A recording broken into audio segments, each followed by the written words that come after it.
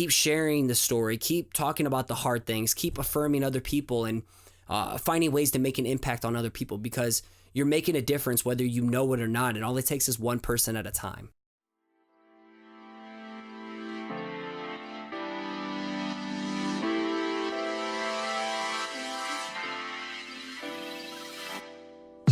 What's going on? You're listening to episode 49 of the Perspective Podcast, and I'm your host, Scotty.D.Russell at Perspective Collective. This show is all about encouraging you to carve out time to build something for yourself. And this is for the people who want to pursue their creativity, but maybe they struggle starting or sticking with it.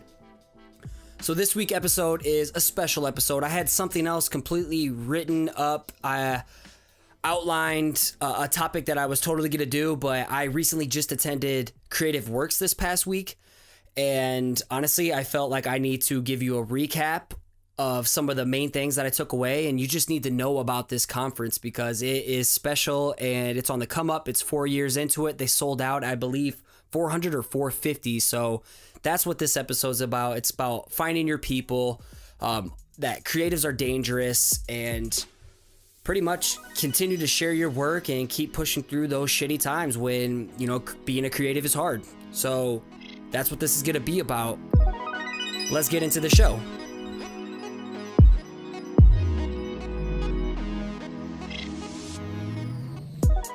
I'm a small city dude from Iowa, and I need to get out of my bubble to find my people. And I find my people by getting out of my comfort zone and heading to conferences all across the United States. Especially this year, I've been to probably 5 or 6 of them. And this past week, I flew solo to Creative Works Conference in Memphis, Tennessee. So I heard a lot of good things about this conference last year, so I kept it on my radar. And when they finally dropped the lineup, I literally bought my attendee ticket along with my workshop tickets within 10 minutes of it all being released. So in my personal opinion, this lineup was stacked. And I have to first off give mad props to Josh Horton and Dan Price for putting this together. They're the co-founders and owners of this. And I didn't get to chat with Dan as much as I'd like to, but Josh, on the other hand, this dude is the biggest sweetheart. Like, he is so authentic and genuine, and he pours his heart into this conference, and they host all kinds of things like creative boot camps and other things for creatives in Memphis all year long. So like, this dude pours his heart into the city, and he really believes in community engagement and building something with your creativity as well. So I can't talk good enough about this guy, Josh. Josh is the man. Keep a lookout for him as well. And Dan seemed like a pretty stand-up dude too. So I got to take workshops with lettering legends Ken Barber of House Industries and Eric Marinovich for only $50 a piece. And if you don't know who either of those dudes are, like, get with the program if you say you're a letterer. Otherwise, I'll have them linked up in the show notes over at perspective-collective.com/49, along with pictures I had from the trip and links to pretty much everyone I'm going to mention. Not only were the workshops dope as hell, but the speakers were amazing. I'm talking about people that I've looked up through a long time who spoke, including Ken Barber and Eric. They both spoke, but Andy J. Miller of the Creative Pep Talk podcast, you know I'm all about that podcast. The girls from Ghostly Ferns, my homies Raji King and Justin Mazel of Super Team Deluxe, they were all there speaking, and that's just to name a few. Also, the vendor market. Like, the best thing about conferences is getting to go and spend your life savings with all this cool shit that they have. So the vendor market was flooded with goods from people like Straw Castle, Josh Emmerich, Clark Orr, Mama Sauce was there, French Paper, Oxford Pennant. Let's just say I put a dent in my savings, and I've been trying to explain to my wife why I needed all this cool shit when I got home. Oh yeah, did I also mention that outside of pizza, my second favorite food, hands down, is barbecue, because I smashed a ton of that too. Like, Memphis is where it's at. And as the cool kids of our country would say, this conference was lit. Yes, it was lit. It was awesome. It was fantastic. And while I'm worn out from travel, I wrote this up yesterday and polished it off today. And I wanted to make sure that I documented some of the biggest takeaways I got from the speakers. So here are my top 7 things that I got from Creative South that I think will greatly benefit you as well. So let's get started. Number 1, get off the floor. Leading off the bat was one of my biggest inspirations, Andy J. Miller of the Creative Pep Talk podcast. Andy's talk was witty, funny, and emotional. Basically, everything great that you've come to expect from him on his podcast. His talk was powerful, but the biggest call to action that stood out to me was from his Get Off the Floor segment. And basically, he told you a story about how he went on his whole freelance career. Things were doing great, but then the call stopped, and he felt like his whole body and his face just hit the floor. He couldn't get up off the floor. He ended up going back to a crappy day job that he just did not like, but he got off the floor and, started making things happen to him. And if he wouldn't have got off the floor that day, he wouldn't be who he is now, which is massively changing lives of creatives like you and me. And basically the point around it was that we have to face the truth that we're always going to get knocked down and that we're always going to constantly doubt our creative abilities. Or you can get up, make stuff, and keep going. You have to get off the floor, not only for yourself, but for others as well. And he followed this up by stating, you can't help the world thrive if you're not thriving. And it's safe to say he put a creative pep in all of our steps and set the tone for the conference. Number 2, slow and steady grind. Next up was Odin Clack from Odin Leather Goods in Houston, Texas. And what stuck out to me was his self-awareness, patience, commitment, and work ethic of running his own side hustle outside of his day job. And something that I struggle with feeling is I have to have it all figured out right now. I feel like I got a late start to putting things out into the world and figuring out who I am within my work. But he brought up such a good point that I now am just questioning myself, like, what am I rushing for? Why do I put all this pressure on myself to have this figured out so quickly? And what I really liked about Odin was that he reminds himself daily to focus on the slow and steady grind and enjoy the process along the way. And I think that's so valuable for people like me and you to take home and take it to heart. Number 3, pioneers take all the arrows. So this one came from Austin Dunbar of Durham Brand & Co. And this dude filled in due to a last-minute speaker conflict, but he absolutely murdered his talk. One of the things that stuck with me was when he said, pioneers take all the arrows. And this is something that he heard from a buddy. But as creatives, we are all called to take risks, and we have to be willing to make sacrifices.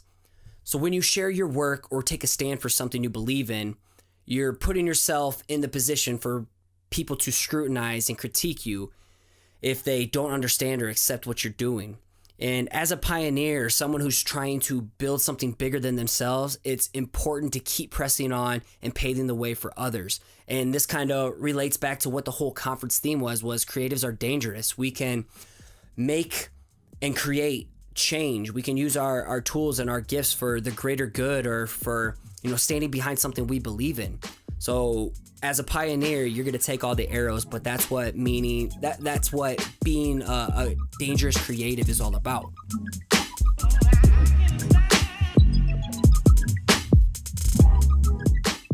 Number 4, relationship over reward. And I got this one from Jesse Bryan's talk, and he is the owner of Belief Agency. And this dude had one of those talks that spoke to my core. And I will totally admit it. I'm an honest dude. His storytelling and his well-timed statistics he peppered in throughout his talks, they choked me up at times. The focus of his talk was all about service and that we need to put our focus on the relationship instead of the reward. For example, being motivated for the quick sale instead of overserving and creating a loyal customer relationship. Like that relationship can take you a long way, and focusing on the clients that you have now and how can you serve them better? What can you change in your day-to-day routine to build a better relationship with them? Because word of mouth is what really spreads. So instead of thinking negatively and talking shit about the clients that you have right now and hoping to get the bigger and better clients, what can you do with your current ones to get to the point where you are getting those bigger and better ones? Like, who knows, the clients that you have now that are shitty, maybe it's something that you've been doing or lack of you doing. So focus on the relationship over the reward. He instilled in us that we also have the ability, every one of us has the ability to be great. And he stated that we can be great through the words of Martin Luther King. And MLK said, anyone can be great because anyone can serve. And to me, that was absolutely powerful. It's why I do the podcast, to hopefully help serve people like you and build relationships. And things can grow from there. So relationship over the reward. Number 5, you're not done making bad work. This one is from my new good friends, Raji King and Justin Mazel. And not only are they both extremely talented and know how to party and have some killer dance moves, but they are insanely genuine, generous, and very empathetic individuals. Not pathetic, empathetic. Lots of empathy. In their talk, they had a little collaboration talk, I would say. It was actually really funny, really enjoyable, but their talk centered around building friendships and not networks. Because if you think about it, if you hear people saying like, hey, I'm going to a conference to network with people, generally there's a sleazy undertone, and pretty much these people are just looking to dish off these business cards and find ways that they can profit and get ahead off somebody as a connection. And I think that cultivating meaningful friendships is a byproduct of getting uncomfortable and reaching out to people. They also drove the point home that putting yourself out there takes guts, and that you're never done making bad work. And you know that I always say it takes a lot of bad work to stumble across your best work, and it just aligned with what they had to say. And I definitely left their talk ready to hug everyone and take a shot of bourbon, because those dudes just bring a party. Number 6, never settle and change your style. This one came from Eric Marinovich, and honestly, I personally think that this is easily one of the coolest cats and down-to-earth people I think I've ever encountered. Everyone loved this dude, not only because of his work, which I'll link up in the show notes as well. If you've seen the new Sprite can with like all the hip-hop lyrics on it, that's him. But everyone loved this dude not because of his work, but due to his infectious personality and how he lifts everyone up around him. And I'd have to say that his talk was one of my favorite, as he combined lettering with the evolution of hip-hop culture. He gave a lot of great takeaways, but the one that hit home with me was his point of never settle and constantly change your style and basically push yourself. Experiment. And for me, I struggle with the fact that my work is all over the place at times, especially if you look at my Instagram. I don't have this set defined style like you see on these hyper curated Instagram accounts. And at times I thought this held me back, but I'm one who likes to encourage and push myself to do different styles. And hearing from him, it was so encouraging to know that it's perfectly okay and that I have to continue to keep pushing my limits with experimentation. But something I need to push myself even further that I learned through his workshop was that if I draw small all the time, I need to work on drawing bigger. And we did a lot of hand exercisements on like 9x12, 11x14 pieces of tracing paper. That was like way out of my comfort zone, because I usually stick to like 5x7 or 8x10. And other things that you could find to push yourself. So if I'm always using ink pens, pencils, like my microns and pencils all the time, what happens when I switch it up with maybe like a dip pen or a paintbrush or some type of parallel pen? So I need to consistently push myself or work with different letter forms or different styles of illustration. Between his workshop and his talk, he left me determined to push the boundaries of what I'm able to create and keep developing my style. So I hope that, you can kind of catch that same itch and that same vibe for me as I share this with you. Number 7, this one is the funniest one out of them all, and it's about learn to love the crust. All right, so confession. I've never been to a talk where the speaker didn't use a slide presentation, and to be quite honest, it raised some concerns in me. However, my homegirl, Ashley Ford, definitely didn't need them, as she held the audience captivated by her storytelling mixed with moments of comic relief. Like, it was extremely entertaining. The key to her talk, though, was about being vulnerable and sharing your story. And something that really stood out to me was her point about loving the worst thing about yourself and loving that worst thing within others. And she called this learning to love the crust of a motherfucker. Like, her words, not mine. I thought it was hilarious, but Basically kind of paralleling it to the people who don't like the crust on sandwiches, so they cut off the sandwich. Well, this is about learning to love those ugly parts of things. She closed the conference down, encouraging us to tell the story that you're scared to tell, and that no matter what, you're affecting somebody's day, whether you know it or not. So keep sharing the story, keep talking about the hard things, keep affirming other people, and finding ways to make an impact on other people, because you're making a difference whether you know it or not, and all it takes is one person at a time.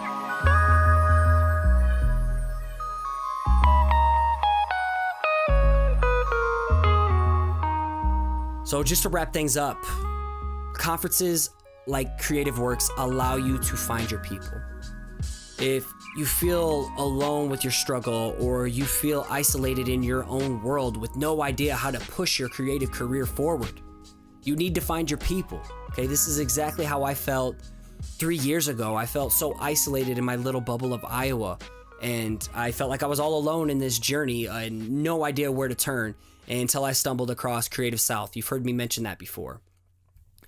And I have to encourage you, don't see these as mere purchase costs, like, ooh, I don't have the money, or I don't think the investment's worth it. And then you are the same person who goes and spend all your money on going out to eat or senseless spending. You know, that is stuff that you can put and invest in yourself as a attendee ticket or a workshop somewhere. Or if you have a business, these can be write-offs as well. So these are investments in your creative future. There are people out there dealing with the same demons as you, and you can find them at conferences. There are people who nerd out obsessively over the same things as you do, like comics, enamel pins, lettering, typography, web design.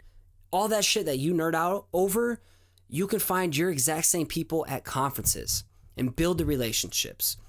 You owe it to yourself to get out of your comfort zone and find your people at a place like Creatives Work Conference. You will not regret it. I can't tell you how much that seeking out conferences and meeting people has changed my life. Like, these are now the people I surround myself with, the people that encourage me to push me to become the better version of myself. I now have access to people who are doing what I want to do. I have access to people who can give me honest critiques instead of being like, cool, dope work, thumbs up, emojis, you know, like people do on Dribbble and on Instagram. So find your people at conferences like Creative Works.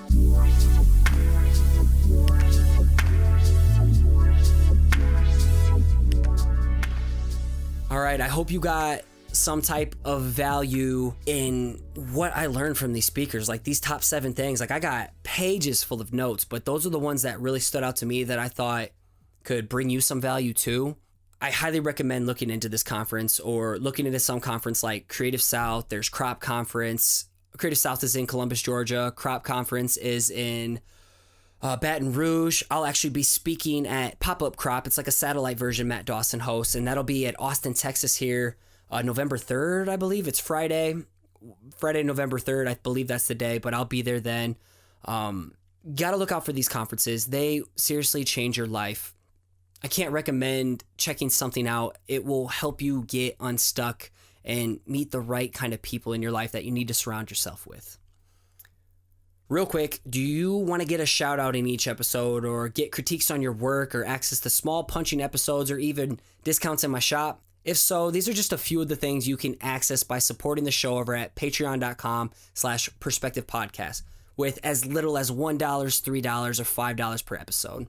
Your support helps the show grow and evolve, as it allows me to keep up with reoccurring costs like audio hosting, web hosting, recording programs, and equipment. Every little pledge helps offset those, so I can donate my time outside the day job to bringing you the best show possible, especially as I build this back up to a weekly show. Again, you can invest in the growth of this show by visiting patreon.com/perspective podcast. Another way to support the show is by leaving a quick ratings and review over on iTunes. This massively helps the show get discovered, but it also gives me an opportunity to give you a nice little plug like this week's ratings and review from my homie Mike Burrows, aka Mike Type on Instagram. I know you've seen his work, but Mike was so graciously to say, Scotty is one of the more, oh God, it's kind of weird saying this stuff, I'm not gonna lie, but whatever, it's cool. It makes me feel good about myself, and hopefully it gives you a nice little warm feeling too when I give you a shout out. So yes, this is weird, but I'm gonna read it anyway. Scotty is one of the world's most humblest people. This dude is every bit of motivation you need to get up and start creating. Most of life is a mental game, and this podcast will literally help you change your perspective with ease and start improving your life. And as a bonus, they're short and sweet, so you can easily find the time to fit one into your day. I appreciate you, Mike. Thank you. It's a little weird reading that stuff out loud, but I can't thank you enough, brother. I need to give a huge thank you to my good friend Nick Jenkins of Blookah for all the dope theme music that you hear on the show. He's got some new stuff on the way. If you want to keep up to date with him, you can find him over at soundcloud.com/Blookah. That's BLOOKAH, Blookah. And as always, I want to encourage you to keep showing up, keep putting in the work, and keep creating. You got this.